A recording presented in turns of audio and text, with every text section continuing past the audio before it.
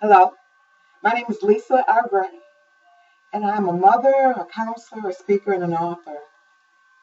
I want to talk to you today about CSA, child sexual abuse, and what you can do to be on the lookout for it. What you can do so that you don't find yourself in the same situation that I was, discovering that my ex-husband had molested my daughter in her home, in her home, in her safe place. It was not a safe place for her. Actually, she was preyed upon. What else is it when we're talking about a 40-year-old man that's touching a third grader? She was preyed upon. And because she was, we want to make sure that that does not happen to you. So we've made a commitment to enlighten, to encourage, and to educate regarding the topic of CSA. Now, for me, I married this man when my daughter was in the third grade, and I divorced him when she was in the 10th grade. Once and only once I divorced him, and he was no longer in the home, she felt safe enough to tell someone what he had did to her. And because she told her best friend, she still didn't come to me. Because she told her best friend not only encouraged her, but made her tell me. And I am so grateful that she did. When we talk about it now, Nikki says she never had any intention to tell me. And the book that I wrote, I entitled it They Don't Tell, because that's what I found out for myself, even though in my eyes I was a good mother, even though I talked to people over and over again that are telling me for the first time, they've not told anyone what they suffered. They don't tell is exactly what's happening. So many of our children and adults simply have not told. They are in a situation where they feel like they're in between a rock and a hard place. There's a catch-22. And they just decide to just suffer in silence. So many people are suffering in silence. We're going to have to start this discussion. And the only way that they're going to get some freedom, the only way to get any type of freedom with something that's in the dark is to bring it to the light, to talk about it. So that's what we're doing. We've made a commitment to do it. We've made a commitment to show our face and to say, this is what happened. And we have nothing to be ashamed of. Why would I be ashamed? I'm a mother who loves her daughter. I love my children. I have 3 children, love them all. I never would have brought anyone into the home that would abuse my children, and I knew about it. But we're talking about deception. We're talking about betrayal of trust.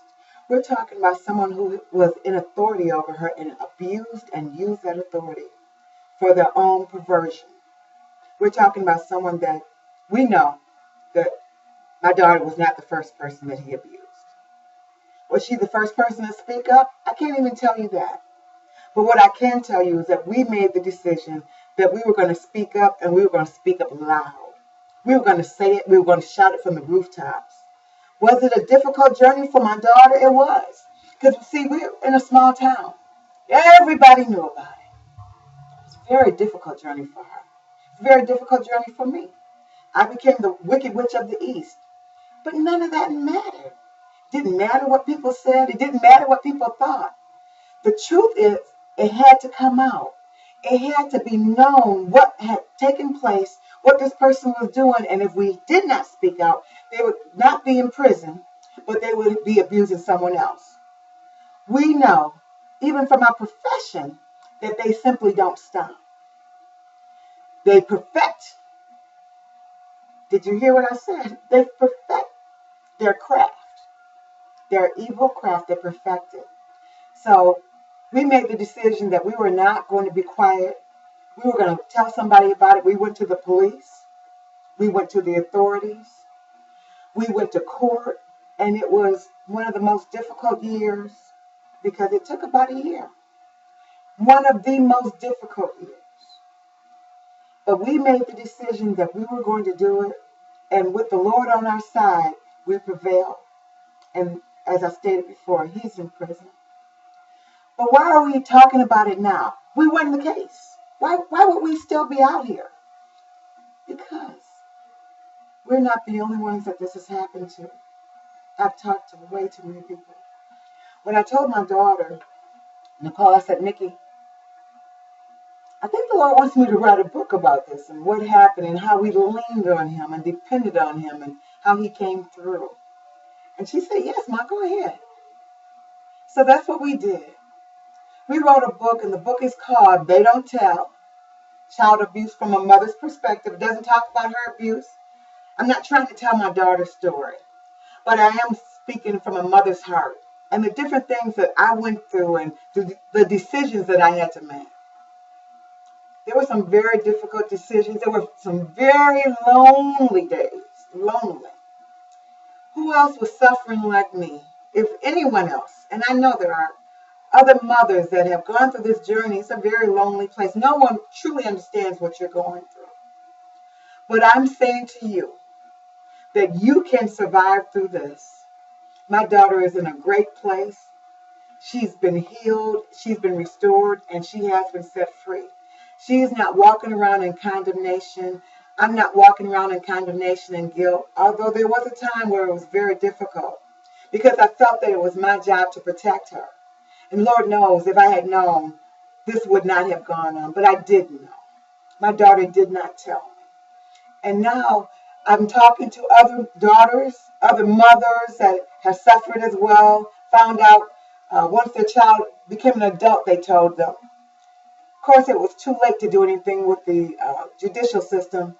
But I'm saying that we're going to have to shed some light on this. How else will it change?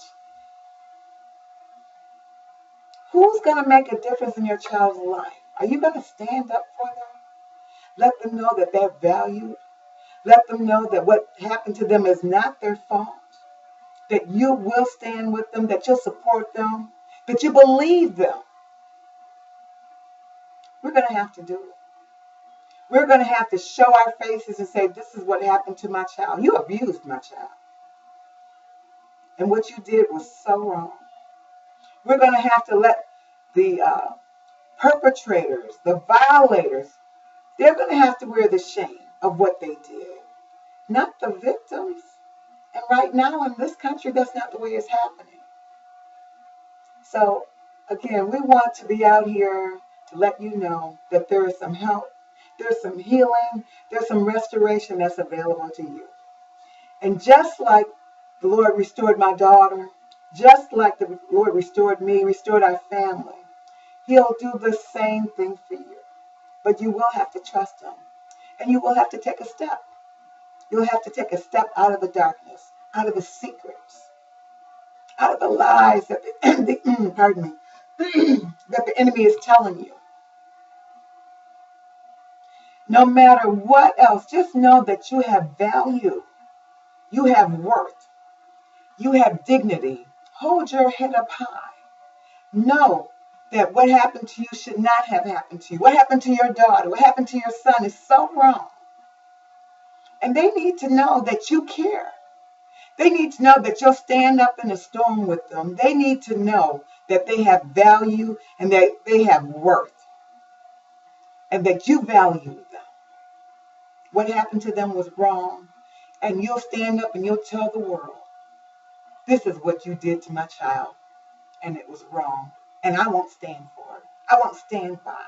I won't stand idly by and pretend that it didn't happen. No, we're going to speak up and we're going to speak out. And you are going to have to be accountable for what you did. Again, my name is Lisa R. Gray. You can reach me at my website, lisargray.com, or you can reach me through Facebook. My Facebook page is called They Don't Tell. If you prefer, you can contact me directly at kidsdon'ttell@gmail.com. But I'm saying to you that I'll stand with you.